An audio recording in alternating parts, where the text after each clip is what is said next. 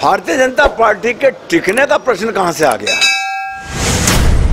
वो कुछ भी कर लें, जीत भारतीय जनता पार्टी की होगी। पूत के पांव पालने में दिख रहे हैं। जनता को उससे ये भरोसा होगा कि भारतीय जनता पार्टी की सरकार ही तुम्हारे विकास के काम करेगी, तुम्हारे हित को साधेगी। सबका साथ, सबका विकास और सबका विश्वास, इसमें कहां से जातिवाद आ गया? और जितना विकास हुआ कोई ये देखकर नहीं हुआ है कि इस पर सड़क पर से हिंदू निकलेगा, इस पर से मुसलमान निकलेगा। 14 का जीतने का संकल्प करना, तो 14 से बाहर तो कोई सीट है नहीं। 14 की 14 भाजपा जीतेगी। नमस्कार, मैं हूँ गंगेश कुंजन। हमारे साथ प्रदेश के प्रभारी लक्ष्मीकांत वाजपेयी जी हैं और इनका परिचय शायद एक संगठन के नेता के रूप में अगर कराया जाए तो हम कह सकते हैं कि झारखंड जैसे राज्य में एक बड़े कद के नेता का आगमन हुआ है। आपका बहुत बहुत स्वागत है। हम ये जानना चाहेंगे सर कि आपने जो उत्तर प्रदेश में जिस तरह की सियासत की है, क्या वो पृष्ठभूमि झारखंड में काम करेगी? एक कार्यकर्ता के रूप में जो मेरा अनुभव है, उस अनुभव को यहाँ की परिस्थिति और आवश्यकता के अनुसार प्रदेश नेतृत्व के साथ साझा करते हुए जो निर्णय होगा उसके अनुसार मैं काम करूंगा। इस समय की जो सरकार है यहाँ पर, वो लगातार एग्रेसिव जो अपनी एजेंडा है उसको लेकर बहुत एग्रेसिव है। क्या आपको लगता है कि बीजेपी उसके समक्ष टिक पाएगी? भारतीय जनता पार्टी के टिकने का प्रश्न कहां से आ गया?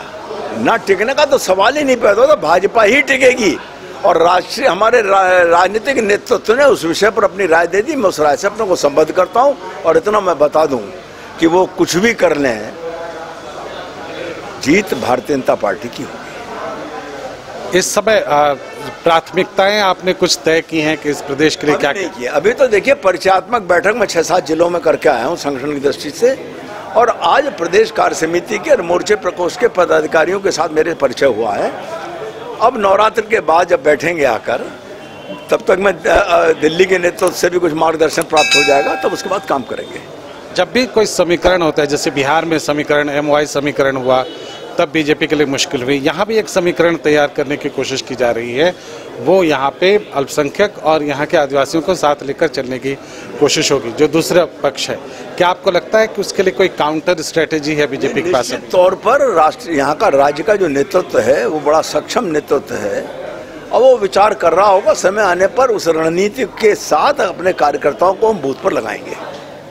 एक बात जो आपके आड़े आने वाली है, जैसे आप कांग्रेस को कहते हैं कि उन्होंने पहले शुरुआती 70 साल में ये किया जो कुछ भी किया, इस प्रदेश में ये लगातार कहा जाता है कि शुरुआत से आपकी सरकार थी, तो प्रदेश के लिए जो कुछ भी बुरा हुआ है तो वो भी जिम्मेदारी आपकी है। निश्चित तौर पर, लेकिन ये तो देखना पड़ेगा कि अगर 100% काम होना था तो अगर 80% काम हुआ, उसमें से 60% अच्छे काम हुए हैं, तो 20 जब अच्छे काम का श्रेय हम लेंगे तो 20% काम की जो कठिनाई वो हम लेंगे। लेकिन 60% काम हमारे अच्छे हैं, 80% काम हमारे अच्छे हैं, वो पूत के पांव पालने में दिख रहे हैं। जनता को उससे ये भरोसा होगा कि भारतीय जनता पार्टी की सरकार ही तुम्हारे विकास के काम करेगी, तुम्हारे हित को साधेगी। अब तक का ये ट्रेंड रहा है कि जो अनुसूचित जाति जनजाति का समर्थन बड़े रूप में आपको मिलता रहा था, कुछ विधानसभा क्षेत्रों को छोड़ दें, तो क्या आपको अब भी लगता है कि वो भरोसा जीता जा सकेगा? निश्चित तौर पर बूथ के कार्यकर्ता के सहयोग से हर हालत में भारतीय जनता पार्टी जीतेगी। और एक संकल्प, बूथ जीता तो चुनाव जीता। ये आरोप भाजपा पर हमेशा लगता रहा है कि वो हिंदू मुस्लिम का विवाद लेकर चलती है। क्या आपको लगता है कि वैसा कुछ यहाँ पर भी दोहराया जा सकता है? हमने कभी जाति की राजनीति नहीं करी। जब से आदरणीय नरेंद्र मोदी जी का प्रादुर्भाव हुआ है राष्ट्रीय राजनीति में, उनका मंत्र मिला है हमको, सबका साथ, सबका विकास और सबका विश्वास। इसमें कहां से जातिवाद आ गया? कहां से हिंदू और मुसलमान आ गया? जब सबका साथ, सबका विकास और सबका विश्वास और सबके लिए प्रयास, तो कहीं भी जातिवाद की बात नहीं है। और जितना विकास हुआ कोई ये देखकर नहीं हुआ है कि इस पर सड़क पर से हिंदू निकलेगा, इस पर से मुसलमान निकलेगा। उस सड़क पर से हर आदमी गुजर रहा है, चाहे वो किसी जाति का हो, चाहे किसी धर्म का हो, चाहे किसी पंथ का हो, और चाहे किसी पूजा पद्धति का हो। धर्मांतरण इस प्रदेश के लिए एक बड़ी समस्या रही है, वो उस पर लगातार ध्यान रहा है बीजेपी की तरफ से। क्या आपको लगता है इस पर? नहीं, धर्मांतरण तो निश्चित तौर पर गैर कानूनी करते हैं, कोई स्वेच्छा से धर्म परिवर्तन करे कोई आपत्ति नहीं, लेकिन प्रलोभन से अगर धर्म परिवर्तन तो गैर कानूनी कृत्य वो रोका जाना चाहिए।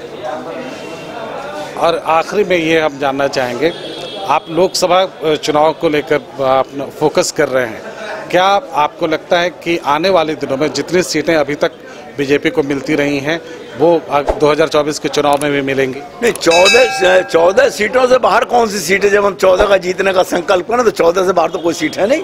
14 की 14 भाजपा जीतेगी। बहुत शुभकामनाएं आपको, आपसे मुलाकात होती रहेगी और बातचीत होती रहेगी। लक्ष्मीकांत वाजपेयी जी हमारे साथ थे, बहुत बहुत धन्यवाद आपका।